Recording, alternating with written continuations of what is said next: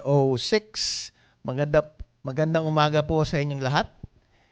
Welcome again to our weekly show, The Agenda at Club Filipino. Good morning, everyone. And our program, The Agenda, is brought to you by our Everything for Good Consultancy Incorporated in collaboration with Impact Publishing.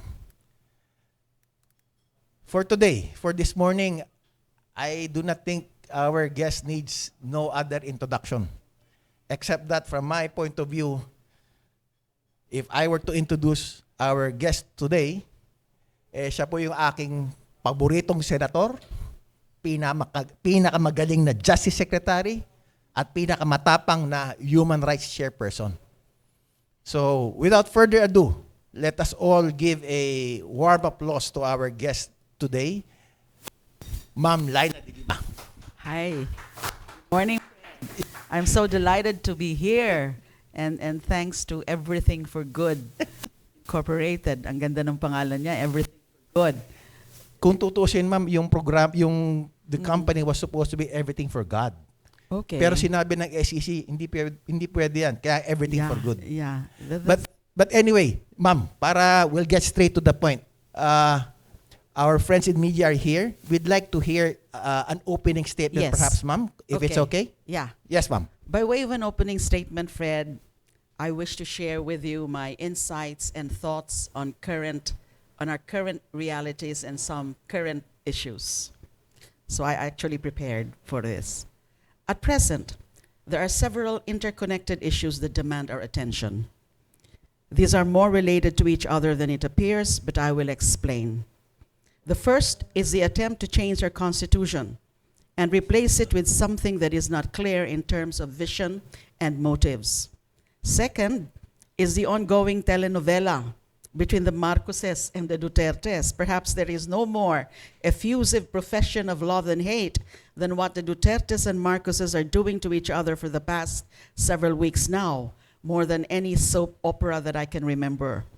Third is the increasing aggressiveness in words and deeds of China in response to Philippine efforts to assert its sovereignty and entitlements in the West Philippine Sea. And fourth is the international ramifications of the 2024 presidential campaign and elections in the US, which again threatens worldwide stability of the democratic order and international peace and security in the event that Trump gets a second mandate as US President. As to the first matter or issue, our position is clear. My position is very clear.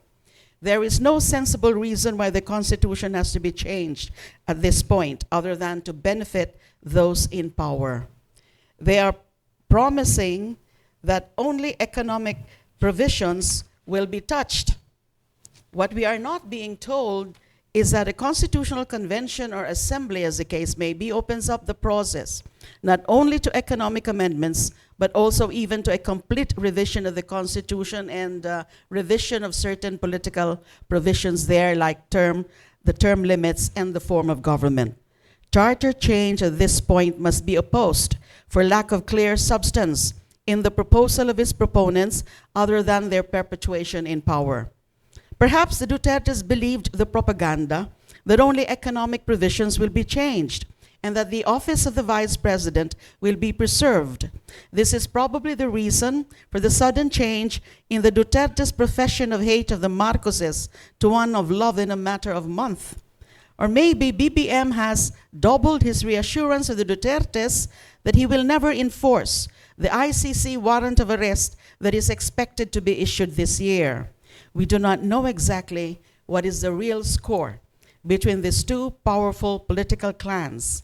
But unfortunately, our people's future is tied to this political drama, and we are left with no choice but to be concerned with the deals being struck behind the scenes and how they will affect our way forward as a nation. Tied to this Marcos Duterte drama is the US-China spat in this part of the world, where the Philippines has chosen to involve itself more intensely, not so much as a US ally, but mainly because of China's unreliability as a peaceful neighbor. China continues to threaten our sovereignty in the WPS, and that leaves us with no choice but to seek the help of Western allies, as what BBM is doing now. But China still has the Dutertes in its grip, and a lucky turn for China is all that it takes for VP Sara Duterte to become president. Whether this is achieved with the ouster of BBM, through a Duterte coup, or his untimely death even, we do not know. But what is clear is that China has a lot to lose in its preparation for the invasion of Taiwan, with EDCA bases being constructed up north within striking distance of Taiwan. Simply put, China cannot afford the Philippines that continues to collaborate with the US in its plan to defend Taiwan from a mainland invasion. The question to ask, therefore, is, until when will China tolerate a Philippine administration that is openly becoming more hostile with its intentions on controlling both Taiwan and the whole of the South China Sea? This brings us now to my final fourth point of interest, which is the potential threat of another Trump presidency to international stability and security from the perspective of democratic countries. A Trump presidency will, of course, solve a lot of China's problems. Another 4 years of an unhinged American presidency will again strengthen US enemies around the world, and this includes China, Russia, and Iran. And so far, things are not looking good for either the Democrats or a sane Republican alternative. God forbid a Trump revenge comeback. Unfortunately for the whole world, the stars are not exactly aligning in its favor, and we might actually be looking at another Trump presidency, which is definitely for worse. With an unhinged American president, the US becomes an unpredictable ally in the Asia Pacific, leaving us mostly alone to deal with external threats such as China's aggressive intrusions into our EEZ and occupation of our maritime claims in the WPS. This only brings to the fore the urgency of fast-tracking a minimum credible defense program, of modernizing our AFP, specifically our Air Force and our Navy. The old adage is never more applicable than now, with the impending election of Trump to the US presidency again. No one will help us but ourselves. Only we can defend ourselves against external threats. We can never rely 100% on any other country aside from our own. This is why we should all support an AFP modernization program that is geared towards defending our national security from external threats, instead of wasting resources on internecine war of insurgencies on fellow Filipinos that has depleted our energy as a nation for more than half a century now. So these are my thoughts and perspectives on these pressing issues of the day. It's been nagging us for weeks and for months already, and thank you for giving me that opportunity. Thank you, Ma'am. Thank you very much for those 4 key points that perhaps we can further elaborate during today's show. Okay. First off, Ma'am, I think a lot of people are not surprised that you are open and vocal about your opposition against this charter change. This is not the first time, Ma'am, that we had a charter change efforts. Yes. Kaya panahon ni Gloria Macapagal Arroyo. 4 na beses na ata. Yes, ma'am. So, being a former senator, what do you think are the chances of this current charter change efforts to be successful, if ever? It actually depends on how much support it has from the president, how much support it has, and how aggressive our political leaders are. And we're looking them now as such being aggressive. Although the House is, of course, more aggressive than the Senate, and there is some compromise now being struck that, they just have to jointly deliberate on the matter by their respective bills, the joint resolution, and instead of voting jointly, because that's the main objection of the Senate for obvious reasons. So ngayon, nagkakaroon sila ng compromise, a middle position, na sige, kanya-kanya tayong talakayan, and then kanya-kanya tayong botohan, and then ang isang condition ng Senate is that let's just focus or let's just concentrate on the economic provisions. But that is something that, we do not know whether the House accepts that, because its initial agenda has always been the political provisions of the Constitution. Kaya nga, sinusubukan muna nila itong People's Initiative because it will solve the problem about the voting. Kasi nga, Senate will never agree to a joint voting. So ito munang PI. But then again, even if meron nang nagkakasundo na sila after a few weeks of some friction between them, the reports have it that People's Initiative is still there. I thought wala na. I thought iwi-withdraw na. But it seems it's still there. So, mukhang ang siniseryoso. And that's why we have to be very vigilant and we have to voice out our opposition to it. Because these are not, an amendment, the constitutional amendment is not needed even for those economic provisions. O kaya, kung talagang itutuloy nila yan, may mga may mga suggestions din sa mga experts natin na dapat singitan ng, let's say, that the Filipinos must still have control over these industries or over these businesses na gusto nilang i-100%. Yes, At ma'am. sabi naman ni former Senior Associate Justice Carpio, dapat merong reciprocity clause in case talagang itutuloy na nila. Pero ma'am, bilang an expert in the voting process as being a former practicing election lawyer, sa tingin niyo ba yung proseso na ginagawa ngayon na magkakaroon ng plebisito na isasabay sa 2025 elections, will that be considered, number one, legal, number two, possible? Well, it's possible kung i-insist nila. It's possible if that is really what they want. Now, but then again, I think there is a Supreme Court ruling na hindi pwedeng ipagsabay ang elections and plebiscite. Kasi ibang-iba ang perspective niyan eh. And then the people would be more interested in the election aspect rather than in the plebiscite. Now, how can they be enlightened about the merits and demerits of the proposed amendment kung isasabay sa eleksyon? Mawala na yan, or maybe that's part of the strategy.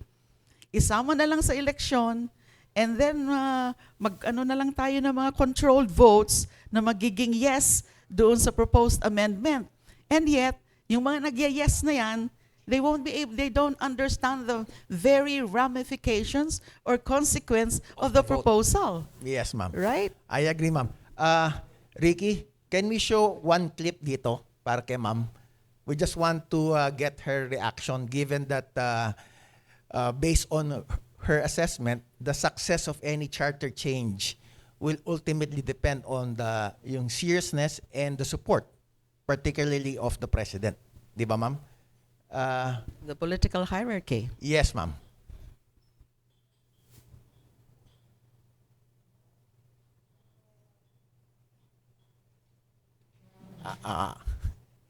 Pero ma'am, lumalabas kasi dun sa People's Initiative, pwede po ba ma'am, is it legal na there is that parallel efforts of a People's Initiative and at the same time some kind of constitutional convention, if ever? That's a very novel question. That's the very first time that you would have that in our political history, political and electoral history. Bakit nila isasabay yun?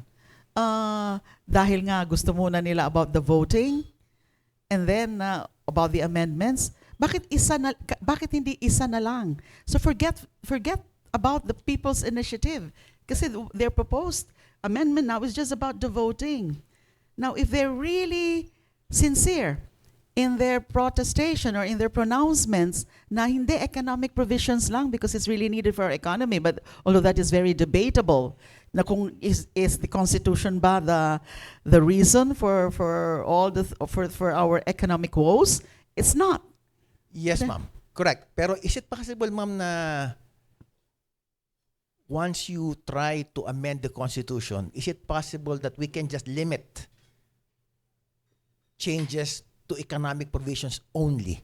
Pwede po ba yun, ma'am? Theoretically, it's possible, but in reality, once it's opened up, the proceedings or the process is open, whether it's a constitutional assembly or a constitutional convention, anything goes. Anything goes. Yan ang nakakatakot dyan. Ang ibebenta nila sa publiko, economic provisions. Yes, ma'am. That's what they're doing And then maganda yung mga sinasabi nila. Although that's very, as I said, it's very debatable. We also do not agree that we need a constitutional amendment to effect, yung mga ano na yan in terms of attracting more investments. Yes, ma'am. But then again, pag nandyan na yung Constitutional Assembly and the Constitutional Convention, the people would have no role anymore. It's what they would want, and the voting would be theirs and theirs alone. So what else can we do? Yes, ma'am. So, kung ganun, ma'am, given your experience as a former legislator and your vocal opposition against charter change, what do you think ang kailangan nating gawin so that we can perhaps solve the economic problems of our country, ma'am? Kasi may mga batas na nga. In fact, Senior Associate Justice Carpio had discussed in a briefer on the People's Initiative that the Philippines actually has one of the most liberal foreign investment laws in the country. Ilan-ilan na yung mga areas of businesses na talagang open na to 100% ownership. Local banks, retail trade, and then power generation is also 100% ownership. And then nung inamend nila yung Public Service Act, declassify nila certain businesses to be open to 100% foreign ownership, yung telecommunications, yung air, sea, land, transportation. Ang 6 na lang na areas ang talagang limited lang to 40% ownership under the public service law, like the transmission of electricity, the generation of electricity, and of course the public utility vehicles. Yes, Hindi kasi delikado kasi yan na may 100% foreign ownership. So siguro tingnan nila na di mag-anwari sila ng ibang batas kung kulang pa to attract more foreign investors. And the opening up, for example, of the educational institutions and also of advertising, that is kind of, it's dangerous. I was gonna say dangerous, ma'am. Correct. It's dangerous because it's educational institutions natin. What if, for example, Chinese entities would enter and control our educational institutes and infuse Chinese propaganda. So instead of Filipino culture, instead of the Filipino love for our country, the Chinese will inculcate in the minds of our young people that the West Philippine Sea is theirs. Yes, ma'am. So delikado yun. Yung advertising din. Because you might affect the cultural aspect of our societal living if we open up 100% foreign ownership yung advertising. So even the very rationale for that has to be inquired into. That's the reason why we have this program, ma'am, para maintindihan ng ating mga kababayan the ramifications of trying to just limit economic provisions and at the same time yung impact sa buong Pilipinas. Ma'am, I think we're ready for this video. We just want you, kasi given your statement kanina about a presidential support for this charter change, please. Paghihiwalay natin yung eleksyon at saka yung plebiscite, parang dalawang eleksyon yun eh. Napakamahal. So baka maaari kung isabay natin yung plebisito sa local elections na gagawin sa Mayo na next year. Malaking bagay yun, malaking savings para sa atin yun. Kaya yun, yung pinag-aaralan namin mabuti. There are some legal consequences because the plebiscite is slightly different. Not so slightly. Plebiscite is different from an election. So if we are able to incorporate the two exercises together as a practical matter, palagay ko makakatulong yan. Hiwalay po, 13 billion ang plebisito sapagkat remember, ang isang plebisito ay involve ang national voters natin dito sa bansa at involved din ang overseas Filipino voters abroad. And therefore, para ka nagpapa-eleksyon ng barangay and SK, kailangan mo ng 13 bilyon. Masyadong malaki po yun. Samantala kung sinama mo, wala kang gastos. Maliban na lang kung maglalambing po ang inyong commission election na baka pwede kang madagdagan naman kahit 2,000 piso ang bawat isang guro na magsisilbi sa araw ng eleksyon. Kung sakasakali po, medyo hahaba lang po ng konti ang ating pong balota, subalit ito po'y walang magiging karagdagan sa ating pong gastos, wala pong karagdagan sa mga supplies at iba pang gamit.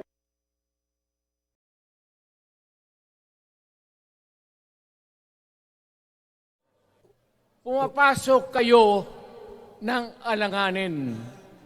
Mr. Yun na lang muna, ma'am. Medyo mainit yung... Nakita ko na naman yung kaibigan ko. Sorry, ma'am. Given the pronouncements of our president and our chairman for COMELEC, si Sir George Garcia, ito po ba, ma'am, is it an implied endorsement of the Charter Change Initiative? I should say so.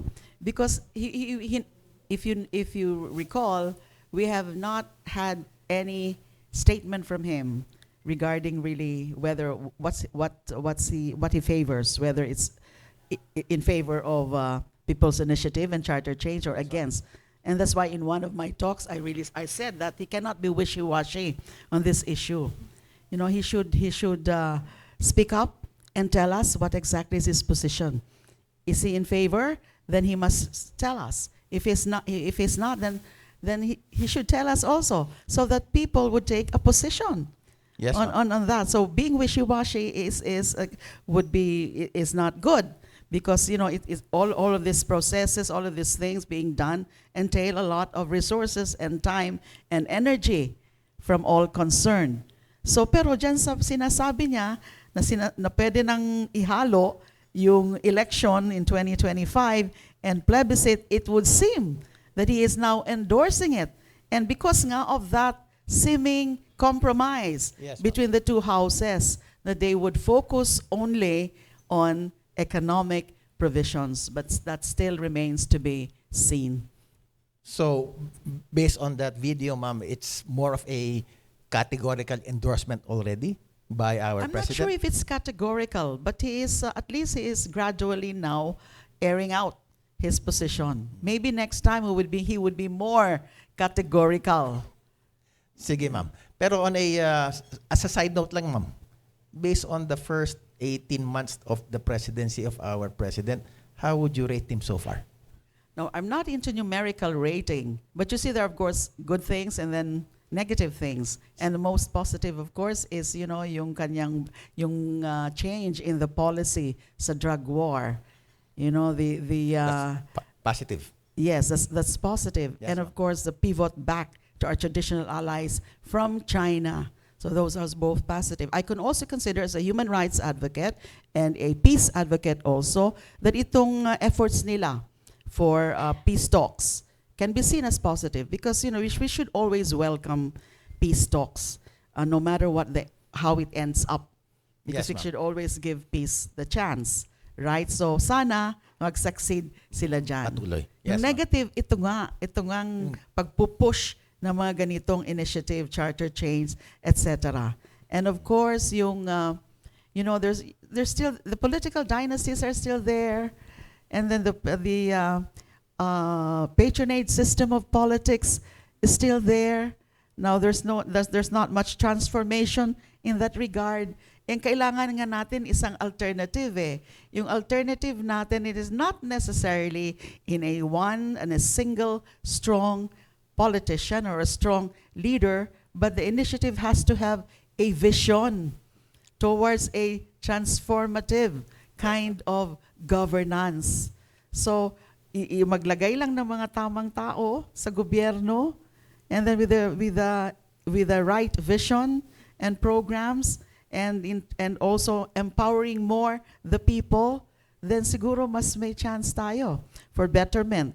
But then, let's see, because yun nga, at least hindi siya palamura, hindi siya nagpapapatay ng tao, at hindi siya traidor in terms of our foreign relations, in terms of, yung unlike the treasonous policy of the previous president. Sige ma'am, while we at that topic already, part of your second point was this Marcos and Duterte telenovela na magkabate, nag-away. Again, ma'am, given your experience in government, do you think this is helpful, or should we consider that meron bang katotohanan yung sinasabi ng isa over the other? Ang problema kasi natin ngayon, if I have to be very blunt about it, is that we are being placed in very uncomfortable and unfamiliar situation where we need to choose the lesser evil, if I may say that. No? And then yung pag-aaway na yan, sino ba ang lugi dyan? Siyempre ang taong bayan. Because yung attention, yung resources ay nadadivert sa ganyan. And we all know that on both sides, it's all about self-preservation. One side, perpetuation in power. The other side is a desire to come back. God forbid that he does not come back. Just like, God forbid for the return of Trump presidency in the United States. So, sana mas sila, yung alamin naman nila kung ano talagang mga tunay na kailangan ng taong bayan, ng mga tao. Hindi yung mga self-interest lang nila. Because yung kaya nag-ingay, minura si BBM ni Duterte ng speech na yon, and even called for coup d'etat and even for assassination implicitly, and then the call for the seditious and preposterous call for secession of Mindanao is because of, it was an act of desperation actually on two things, on ICC and also the possible charter change, which would relegate or even ease out the Dutertes from power. Nang akala niya kasi nagre-renta lang yung mga Marcoses sa Malacanang, na hinihiram ng lilang ng Malacanang, kaya nga pumayag noon si VP Sara, na maging VP lang. And the BBM became the presidential contender. So parang the Dutertes felt and continue to feel that Malacanang is supposed to be theirs. And then there's somebody who is a lessee at the moment. And then so gusto nila singilin yung Marcoses na wag nyo kaming alisin sa poder. Ibalik nyo kami sa poder. And then the number one fear now of the former president is ICC and the possible issuance of the warrant of arrest. It's a looming eventuality, the possible issuance of warrant of arrest. Kaya siya desperado na. Pero ma'am, given your analogy of that landlord-tenant Duterte and Marcos, anong fearless forecast ninyo dito sa kasalukuyang bangayan ng dalawa?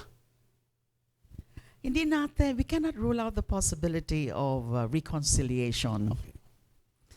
Because again, it would depend on their interests, self-interest. If their self-interest would be more, heightened and empowered by a reunion or reconciliation, then why not? And deals can still be struck for electoral purposes, either in 2025 or 2028 or in both electoral processes. So, hindi natin masasabi kung yung breakup na yan is something that we can consider as permanent, or is it just a fleeting scenario, and that we will again be up for some surprises, all in the name of greed, all in the name of power. Yes, ma'am. Maraming salamat, ma'am. Are there any questions from media? None so far? Okay lang? Ricky, can we get the other video? Okay lang, ma'am, we can show another video na medyo yung paborito nyo makikita.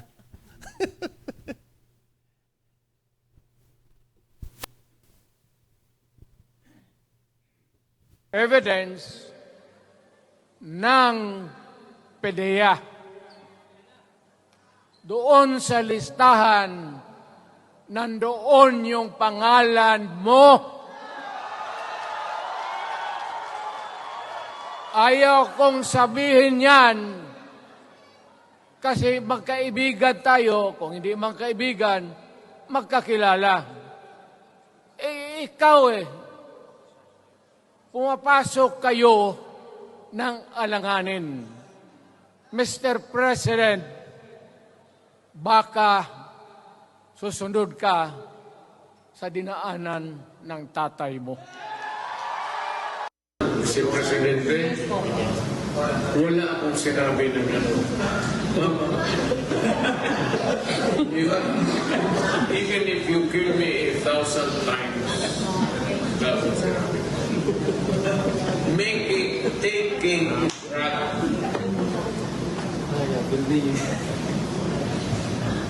Pero kung sabihin mo, adik, wala akong sinabi na gano'n. Hindi nga kay antibiotic na ito kay aspirin. They're all drugs. Just biglat yun. Pero wala akong sinabi na patayin ako ng Marcos na takot ko naman ang mamatay ng tatya namin. Liar. Wala ka pang question, no? Sige, ma'am. But again, that was the reaction that we wanted to get from you. I think that speaks everything already, ma'am. Yeah. Flip-flopping talaga siya lagi. Hindi ka na, is such a liar. And ganun din nangyari sa drug war, di ba? Noong una, grabe yung mga open public pronouncements niya ng kill, kill, kill. He would say that all the time. Yes, ma'am. The first 2 years of his presidency. But nung pumasok na yung ICC, iba na yung mga sinasabi niya na he never meant to urge, to prod, to encourage those killings. So what else is new? Again, ito, unang sinabi, dinig na dinig ng lahat ng tao. Sino pa maniniwala sa kanya that he never said that BBM is an addict. He never said na nasa listahan ng PDEA when PDEA disowned it. So binabawi na naman niya. Yan ang problema kung meron tayong sinungaling talaga na leader. Ginugulo niya yung bayan.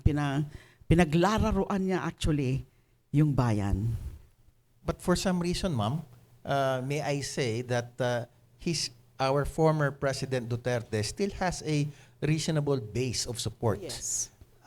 Bakit kaya ganun, ma'am? What do you think is the reason why until now, despite flip-flopping of statements, not just once but a few times already, he still has that base of support, ma'am? Well, several things siguro. Unang-una yung kanyang personality kasi, yung kanyang style, yung kanyang character. He really speaks the language of the masses. He would know what the masses want to hear. He would know what style the audience would want to see when he's talking. Na engross naman sa kanya. O kaya nagtumatawa, nagtatawanan, naglolokohan din. So he speaks the language of the masses. He knows the psyche of the masses. Pangalawa, of course, the disinformation, the social media.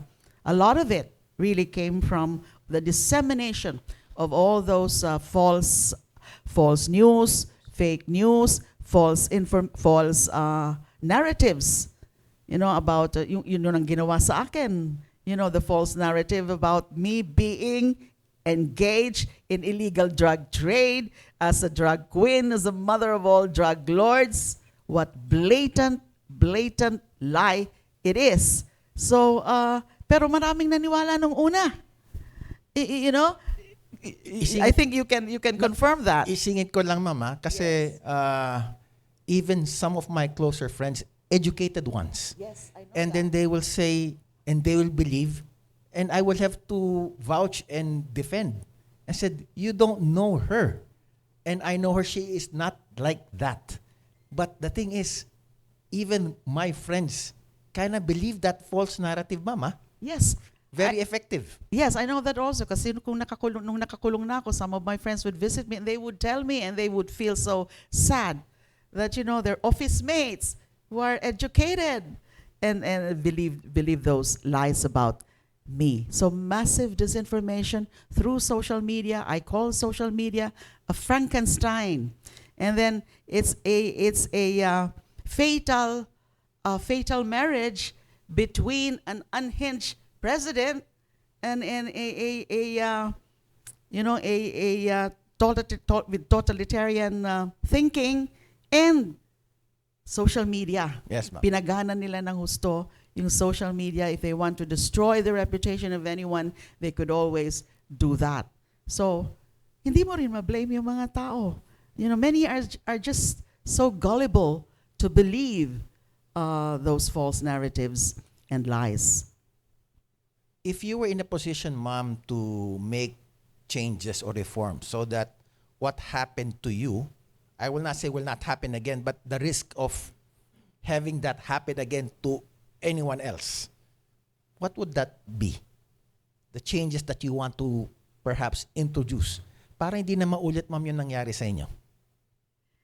Well, I always believe that it's always the kind of people that we put into power and the kind of people that we put in various branches of government, especially the crucial ones, the sensitive ones, like the DOJ, for example, who was the chief enforcer of Mr. Duterte, yung nagpakulong sa akin, yung nag-file ng cases, nagpa-aresto, yung DOJ under the former secretary. And so, yung voters' education natin is very important. And, for people to realize that whoever they would put into power for the next 3 years, the next 6 years or so, would be critical in terms of leading us to progress, real progress. And the involvement of the citizenry, it has to be broad-based. Yung various organizations magtulong-tulong in terms of educating the voters, and also in participating in the discourse of very important issues in our society, lalo na itong tungkol sa charter change ngayon. Medyo mahabang biyahe po yan, ma'am. Ha? Mahaba talaga. Voter education program will take a really long process. And some groups have been doing that for decades already. Sadly, hindi pa rin. Because, pag gumana na yung pera on election day, massive vote buying, yun lang ang iniisip ng karamihan o maraming mga botante natin without really realizing the consequences of the wrong choice or choices. Maiba lang tayo sandali, ma'am, ha? Given that you accepted a larger role in the opposition. Di ba, ma'am? Marami nagtatanong. May nag-text lang po sa akin, ma'am, ano po ba yung mga plano ninyo and objective bilang one of the leaders of the Philippine opposition today? Okay.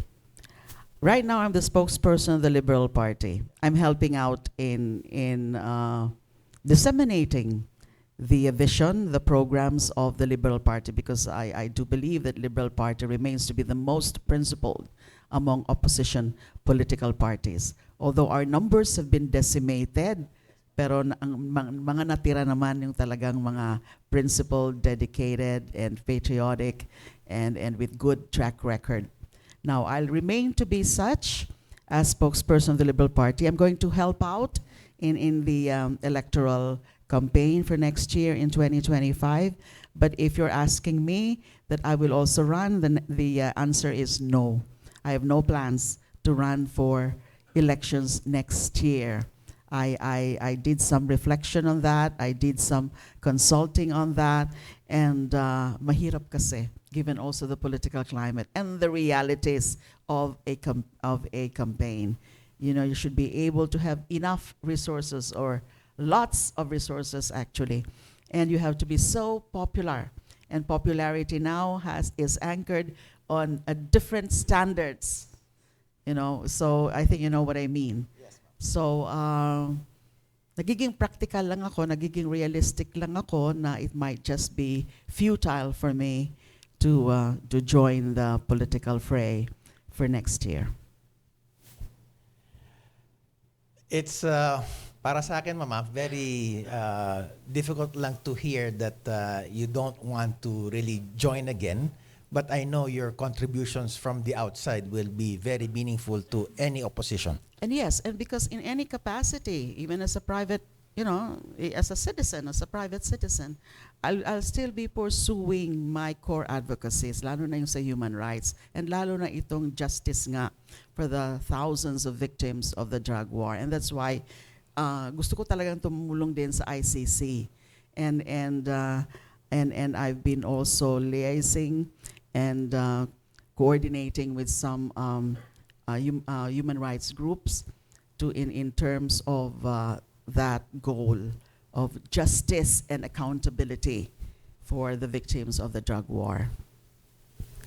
We have another video, Ma'am, talking about justice and human rights. We'd like also to elicit your reaction. This is one of the more pressing issues right now.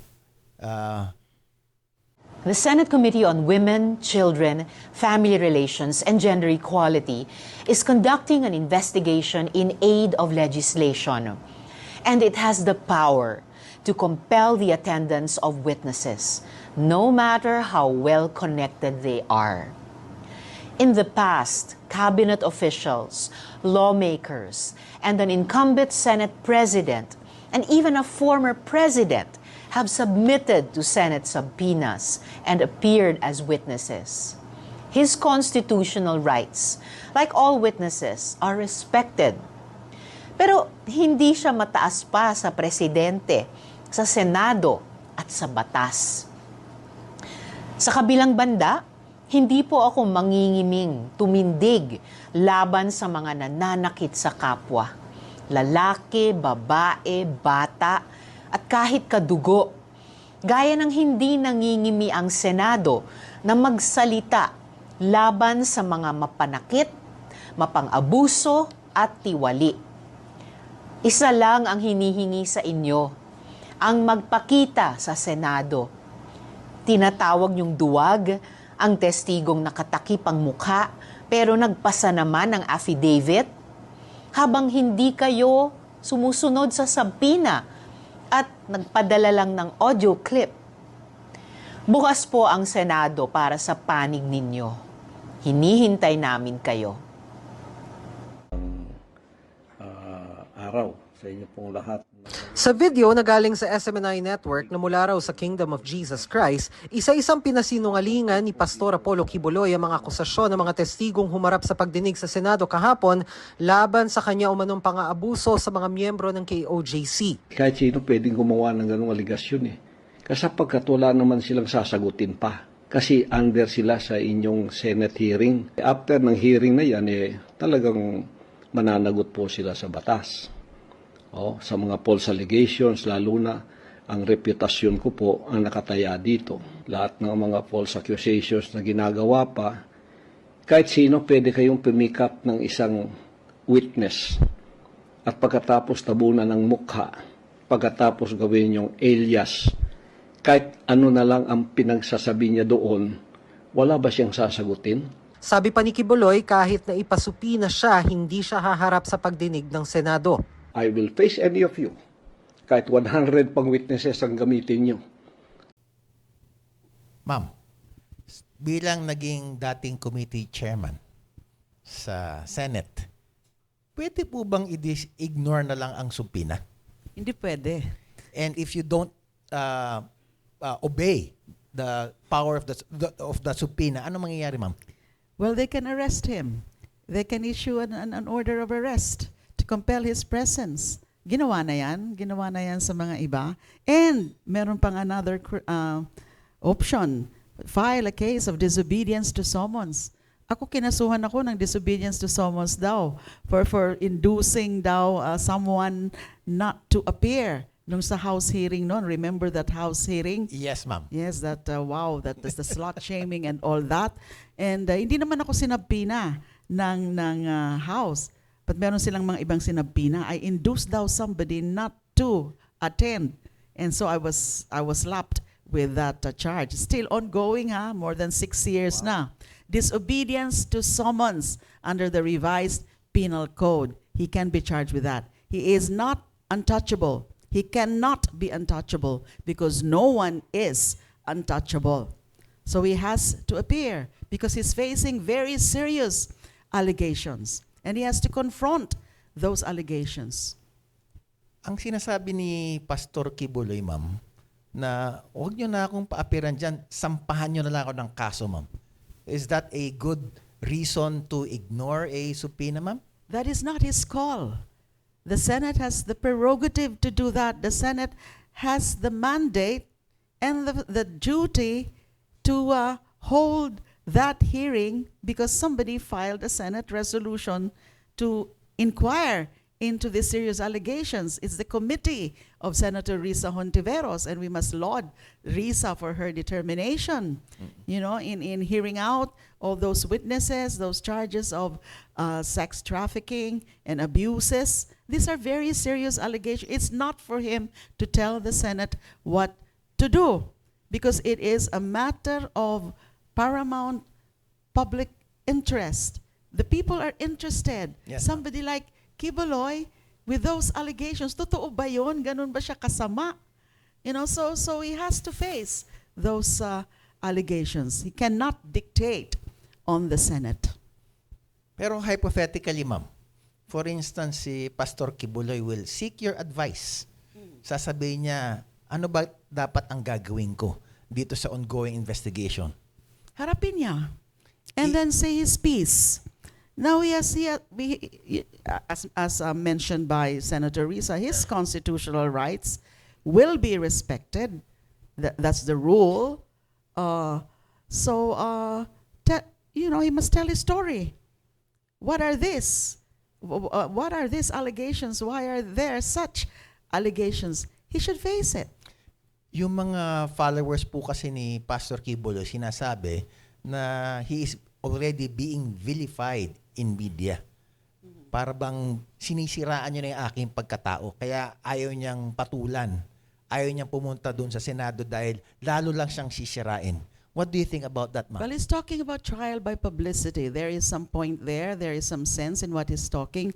But one way of preventing that or doing away with the trial by publicity is for him to appear so that he can say his piece. He can express his defenses to those serious allegations. Of course, media is interested because those are serious allegations. In the same manner that media before were so interested in some allegations against me. Yes, ma'am. Now, I was not summoned or subpoenaed before the Senate or before the House, but cases were filed.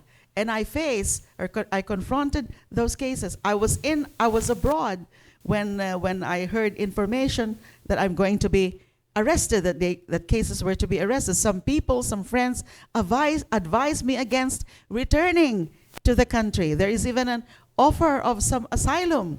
But I rejected it because I wanted to face those allegations.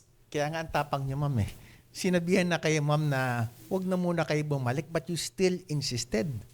Kaya nga, ma'am, it takes a lot of courage for people like you to really stand up. Ang tanong dyan, ma'am, eh, what will it take for other leaders, like-minded like you, to exhibit that kind of courageous and bravery? To continue to express their opinions on the issues of the country and to continue to assert the views, the right views on any particular issue, and don't stop speaking up. We cannot be silent amidst all the things that are happening. Pero nakakatakot, sasabihin nila, naku, baka makulong din ako ng 7 taon. Kaya hindi na lang ako magsasalita. What do you say to these kinds of leaders, ma'am? Your courage has to be tested to the maximum. You must show courage, strength at all times. Express your views and uphold your principles always. Nakakahiya naman sa iyo na You were elected by the people. You were the choice of the people in whatever position you have right now, and you're supposed to represent them and what is good for the country. And then dahil there is that danger na ipe-persecute ka lang, Yes, ma'am. magiging duwag ka na. So what kind of a leader are you? It's very difficult kasi, ma'am, na to stand up against the bully, especially for someone who is, very powerful. That's why for most Filipinos I know, they would rather be silent. Kaya nga, ma'am, for instance, yung nangyari nga po sa inyo, they will always say, kung nangyari yun sa sitting senator, pwede rin mangyari sa amin yun. So, a lot of people just opted to stay silent. Fred, kasi ang mga bullies, mga duwag yan eh. So, kaya nila ginagawa yan because hindi nila kayang lumaban ng parehas o ng patas. So you have that, you just have to have that mindset that this guy, the one persecuting you, is actually a coward. So you have to show that you are not afraid of him. Yun lang ang ano dyan. Sige, ma'am. But let me talk about the bigger bully, which is your third point in your statement, ma'am, about China. Marami na nangyayari dun sa West Philippine Sea. Parang sa pananaw ng karamihan, we are not doing enough. Sa tingin niyo, ma'am, what does it really take for our current leaders to stand up against the bigger bully of China? Okay, aside from getting all the support from like-minded countries, our allies, yung mga democratic allies natin, to continue applying pressure on China, kailangan isipan din, and this has been recommended already a few times, about filing the appropriate case before the proper body, the proper tribunal, before the United Nations. Yes. We already tried the arbitration, the tribunal, and we won there, even if China did not participate and China is not respecting the ruling, which was in our favor.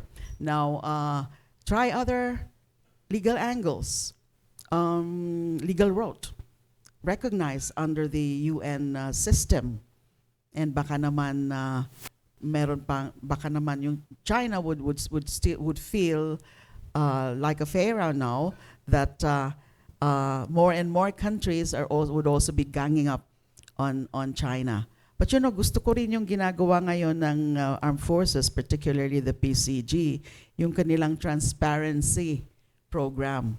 Na they keep telling us what's actually happening. People are being told of what China is exactly doing.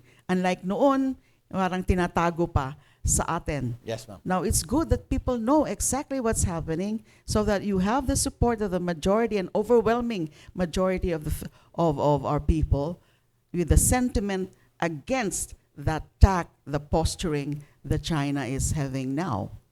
So, malaking bagay din yon, the transparency.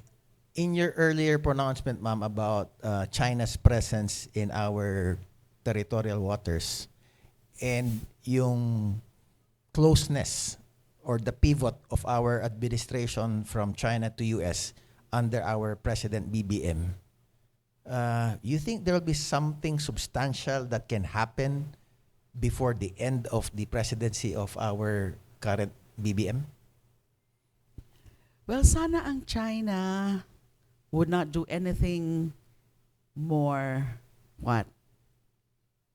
any injurious act in terms of undermining our sovereignty. Because for as long as China keeps bullying us, for as long as China keeps intruding our territory and then undermining our sovereignty and damaging the livelihood of our countrymen, then right now, since we are still building up our defense capabilities, we have no choice but to really rely on our allies, especially the US, because of the defense treaty. So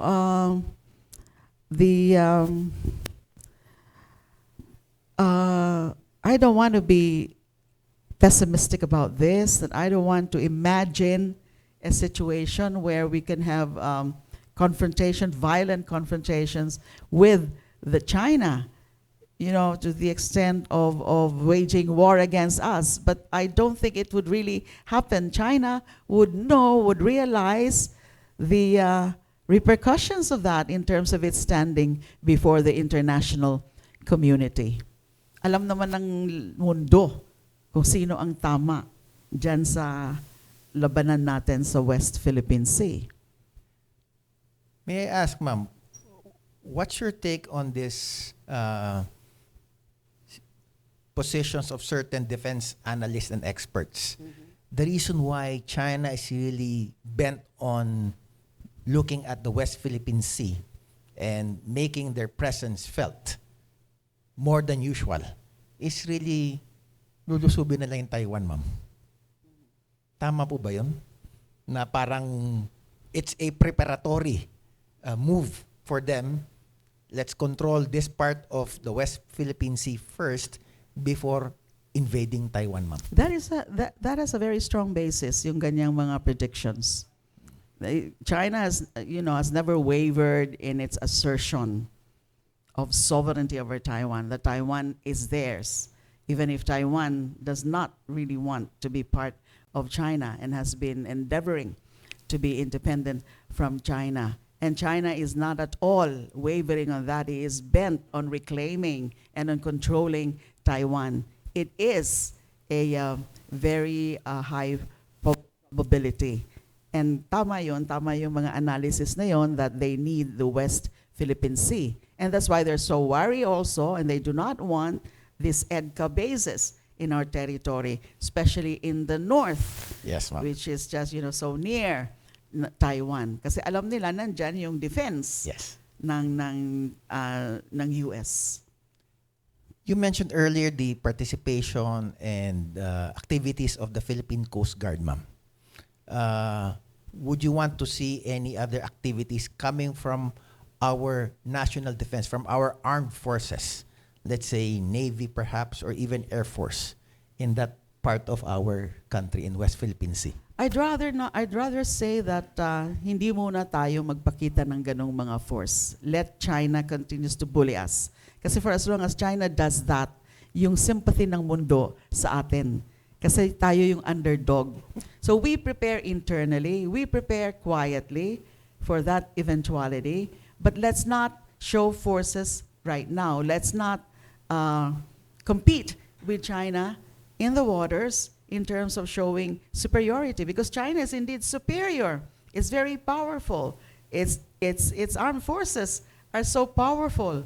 We're no match, but we have to also build up our own a credible defense system kahit papano, because as I said earlier, we cannot rely forever, we cannot rely 100% on our allies. So hindi tama yun. Yung ano lang muna, yung mga the resupply missions, the supply missions, that's very well within our right. We should do that regularly and continuously. And obviously, when we talk about allies, ma'am, Big Brother is, at this time, is the United States. You mentioned also earlier that there is that threat of a Trump comeback as president Revenge of the US. comeback. Yes, ma'am. How will that impact now with our issue in the West Philippine Sea, if in case there will be indeed a Trump comeback? China would be happy with Trump comeback because we would not know the change in the U.S. policy. We have seen that during the Trump presidency. We didn't get much support from the U.S.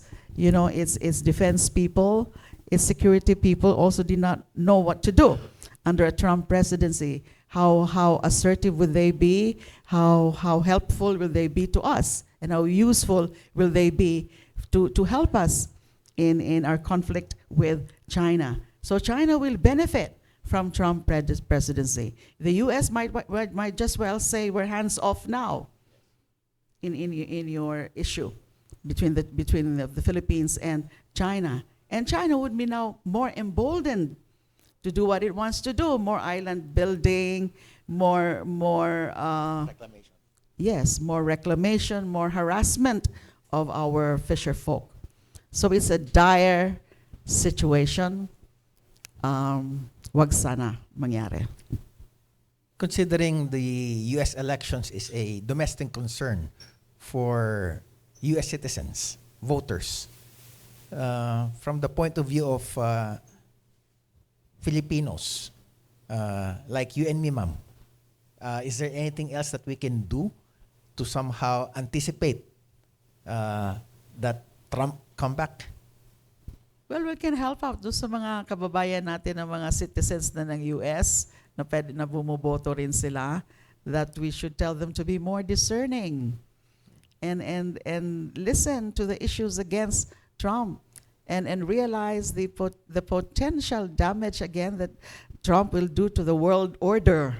So it will not just affect the US, but the entire, the world, the global order would again be modified and changed. And kaya kailangan pagsabihan siguro natin yung mga kababayan natin na pag-isipan nila yung pagboto nila, yung mga naging citizens na and entitled to vote in the US. Sige, ma'am. We are actually about to end the program. Pwede ba, ma'am, konting light questions? Yeah, sure. Okay. May nag-text sa akin, what was the first meal that you craved for that you had after you were released from confinement, ma'am? Laing. Bicolana ako, paborito ko yon. But I must tell you, Fred, na actually hindi ko naman tinatanggap yung pagkain doon na yung supply, the regular delivery Yes, ma'am. of the custodial center on advice of my friends and family. So yung pagkain ko galing pa sa bahay o sa mga kaibigan ko o sa mga kamag-anak ko. So dinadala nila, may nagdadala every morning, yung breakfast, lunch, dinner, dinadala na yon every morning. And syempre yung mga Bicol foods like laing and namigata. And I cook them actually before, kaya lang wala akong kitchen doon sa custodial.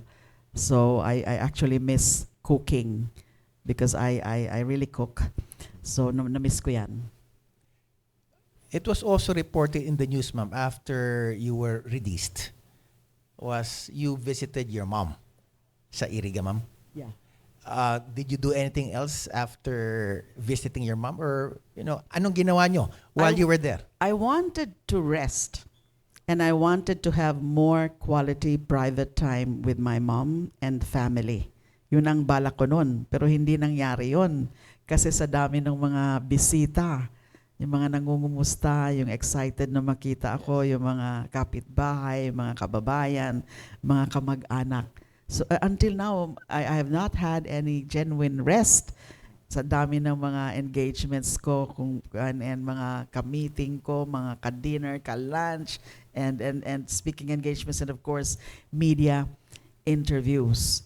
So it would seem that everybody would want a piece of me, and natutuwa naman ako. It's very heartwarming, and some of them would even be teary-eyed when they embrace me. And say, mabuti nakalaya ka na, pinagdasal ka namin. And that really helped a lot. Many prayed for me and answered prayers. So, yun. Naging busy ako. Hindi pa ako nakapahinga ng totohanan. Nakakatulog ako naman dahil out of sheer exhaustion and fatigue. Yes. Talking about prayers, ma'am, it was also reported you went to a church first. One of the very first things that you did in Manawag, ma'am. There's been a lot of stories when people are persecuted or enduring some kind of life-changing trial na talagang there's no one else to go to except our Almighty God. Kayo, ma'am, meron po ba kayong para bang naging favorite verse in the Bible na somehow parang ito yung nagbigay ng buhay at lakas upang ipagpatuloy ang laban? Well, no specific verse because there are several. There are many of them na talagang may impact sa akin. No, but really, my experience inside made me closer to God because I had all the time to pray and do reflections, read the Bible, pray the rosary every day. And I was not that prayerful before ako nakulong. So blessing, isa yan sa mga blessing. So meron namang mga blessings ang life of solitude. And that's one of them. That's nice to hear, ma'am. Thank you. Ako, I had my own set of trials as well. And ganun din, ma'am. It really made me a more prayerful person. Yes. Yes. Meron pang isang sensitive na tanong, ma'am. Kasi given our perhaps reliance on the power of Almighty God, kung sakasakaling humingi ng patawad, yung best friend po ninyo, I heard in one of your interviews, you will go for accountability. It maybe not your immediate priority, but it's part of the things that you want to do. Not just for yourself, but for others who can be victimized by our former president, ma'am. Kung sakasakaling humingi siya ng patawad, what would you do, ma'am? Kung ngayon siya hingi ng patawad, hindi ko pa kayang patawarin siya. But I've been praying for the grace to have the courage and the humility to forgive him. Yun na naman ang tinuturo sa Bible, di ba? You have to forgive others. But ang sabi ko, yes, na pinatawad ko na yung iba, lahat, iba, including si former Secretary Aguirre, all others, even those mga nag-witness sa akin against me, pinatawad ko na sila because I know they were just used by my chief oppressor. So right now, I'm not ready to forgive him, but I'm not ruling out that in the future I'll be able. If God is able to give me that grace that I've been asking for, then I think I can. Pero hindi naman siya humihingi ng tawad. Pero pwede naman tayong magpatawad kahit hindi humihingi ng tawad. Yes. All in God's perfect timing, ma'am. Yes. One last question, ma'am. Okay lang na papayag ba kayo, ma'am, gawing pelikula yung inyong buhay? Kasi may nag-text lang sa akin dito. Why not? Kaya lang ang daming chapters ng buhay ko. So baka yung isang pelikula hindi kasya. Hindi kasya. Yung Telenovela na lang, ma'am, episode. Yung tungkol lang nga sa hostage taking, dapat isang pelikula lang yon. Sino gaganap, ma'am? Hindi ko alam. Iisipin ko pa. Sige, I think we're close to our end of our program. Maybe questions from media, Ricky? Or natanong na natin lahat? Sige. Meron po. Meron? Yes po. Ay, sige po. Pakisabi po kung sino po kayo at anong network. Yeah. Good morning, ma'am, and good morning. morning, sir, everyone.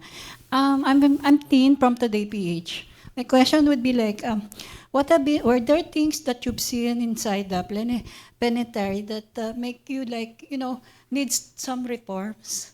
There are some prisoners there that, they're suffering as well. Thank you. I've been pushing for a comprehensive prison reform.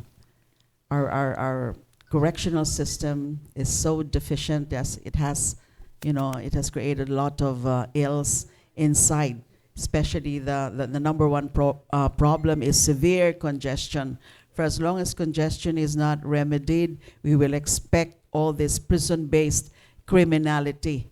So yun dapat, enough resources must be devoted to building and constructing more jails, more correctional facilities, and also the segregation of inmates or of PDLs, persons deprived liberty, age, health, and yung mga talagang malala ang sakit, may mga sakit kailangan nakahiwalay, and then enough facilities are there, medical facilities, and yung mga hardcore, those convicted of truly heinous crimes should be segregated under really a well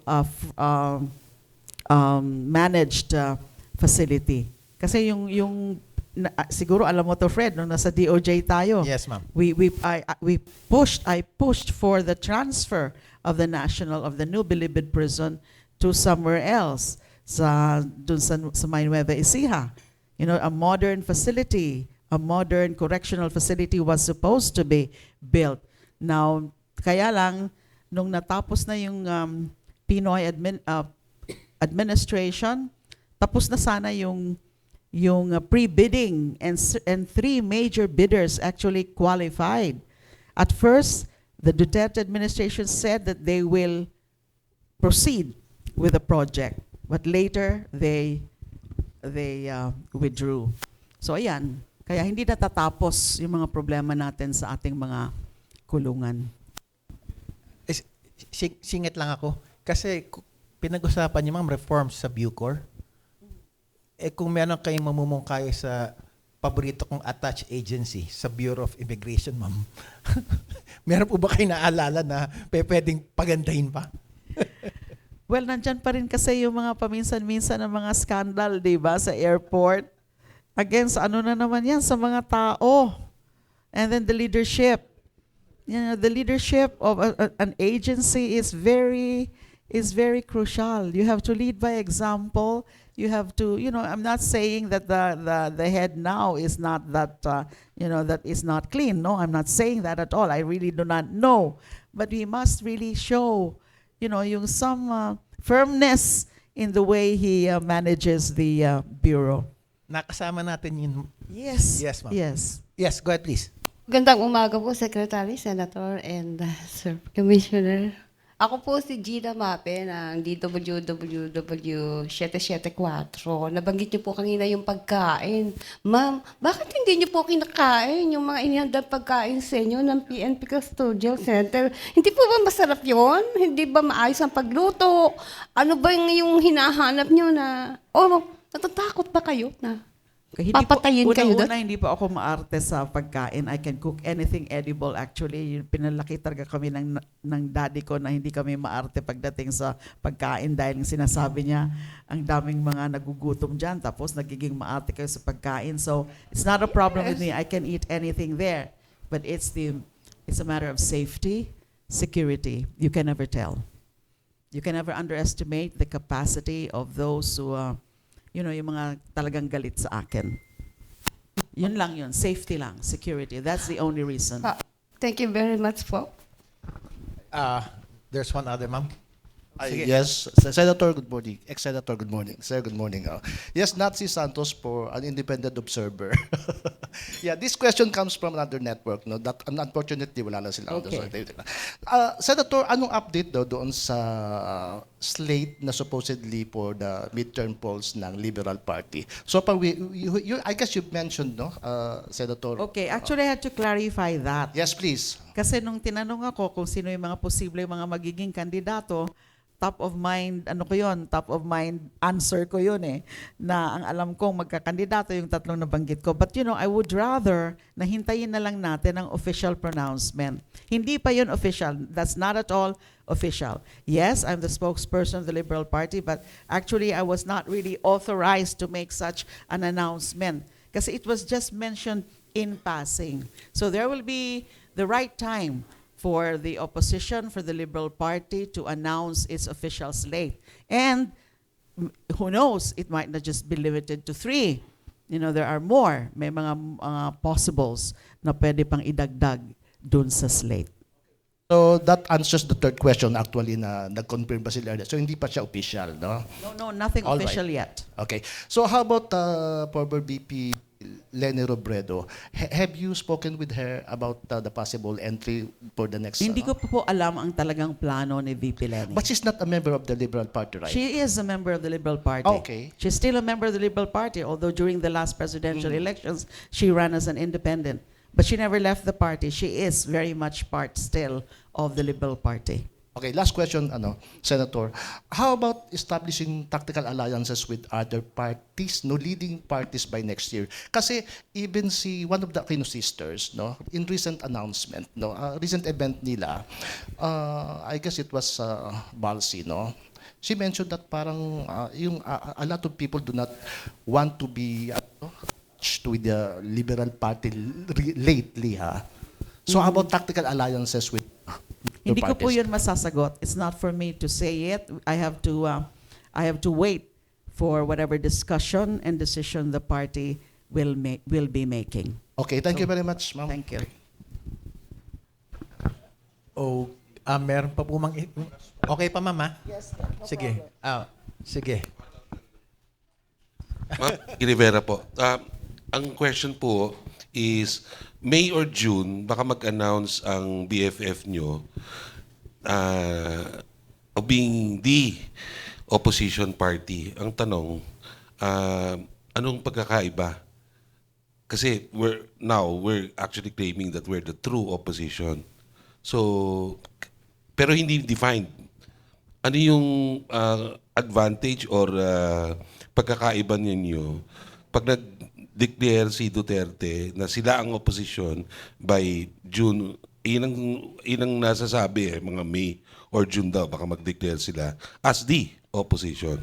Ang masasabi ko, yung Liberal Party seryoso sa kanyang role na opposition and also fiscalizer, sa mga issues, na mga importanteng issues. Hindi lang kami masyadong maingay, kadalasan hindi kami masyado, hindi kami mga yung talagang maingay talaga sa mga issues, although we will be discussing what will be the proper posturing of the Liberal Party in the next few months. Now, yung plano na maging oposisyon, yung kampo ni Duterte, sa akin fake opposition yan.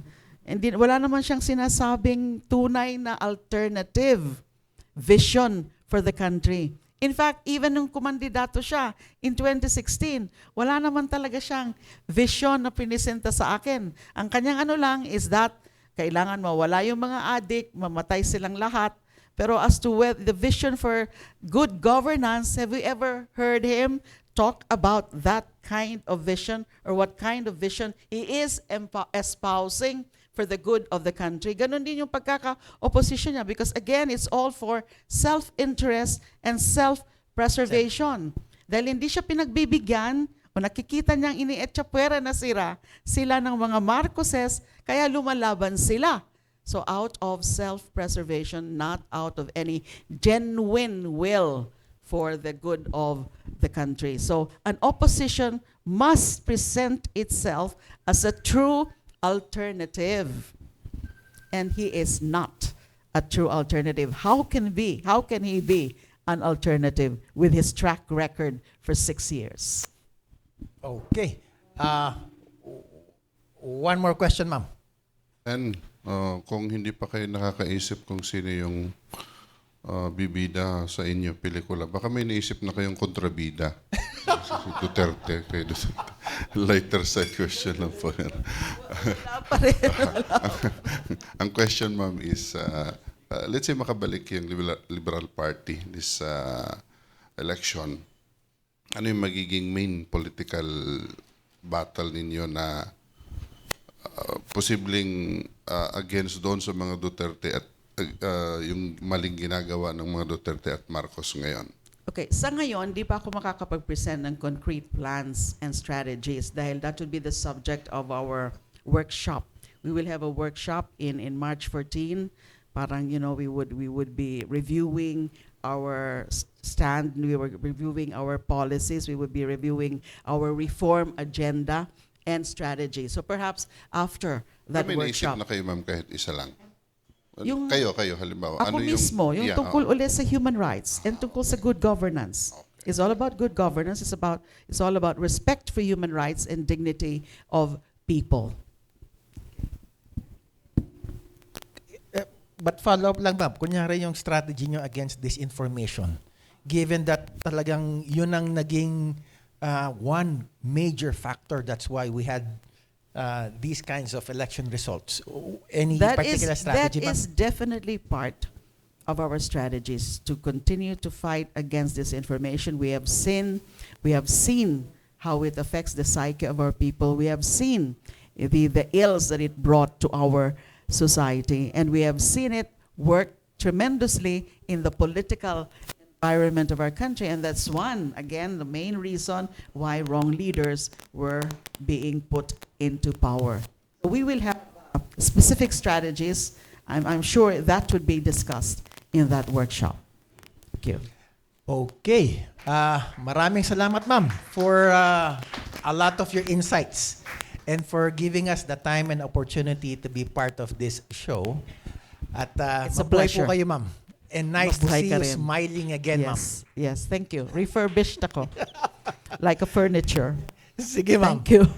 Thank you once again. See you next Friday, 10 a.m. Dito lang po sa Club Filipino. The Agenda, brought to you by EFG and Impact Publishing. Maraming salamat, ma'am.